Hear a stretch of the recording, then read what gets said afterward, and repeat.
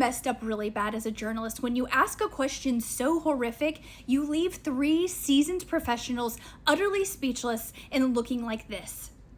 We lost during the politically correct era, and what we have to expect in Hollywood after the MeToo movement and the Black Lives Matters are done. The two of you, Andrew and Julia. Well, okay. Can you repeat that? And I can, with your sunglasses on, I can't tell which of us you're talking to. So the question was for Julia and Andrew. Now that the Me Too era and the Black Lives Matters are done, what we have to expect in Hollywood, and what we lost, if we lost something, with the politically correct era.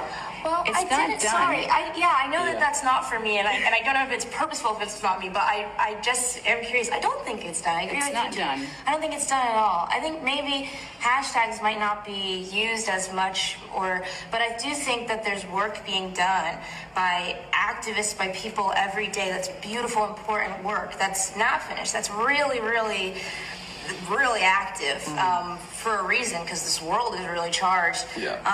And that work isn't finished at all. Maybe if there's like not mainstream coverage in the way that there might have been daily headlines in the way that it might have been 8 or so years ago.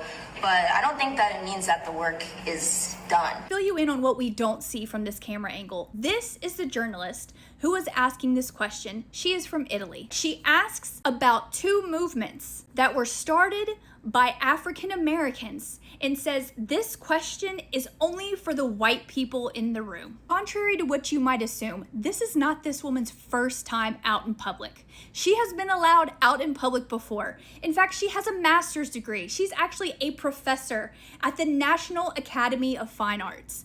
This is a woman who has had an education and is asking the most ignorant, bigoted form of a question, but she has since given us a response. This is her response. I will get out of the way so you can pause it and read it over. I'm not going to read the whole thing because I was so pissed off reading it the first time. I will highlight one portion. In her response, Federica says, the discussion continues solely on how I should have phrased the question. This has nothing to do with how she phrased the question. Words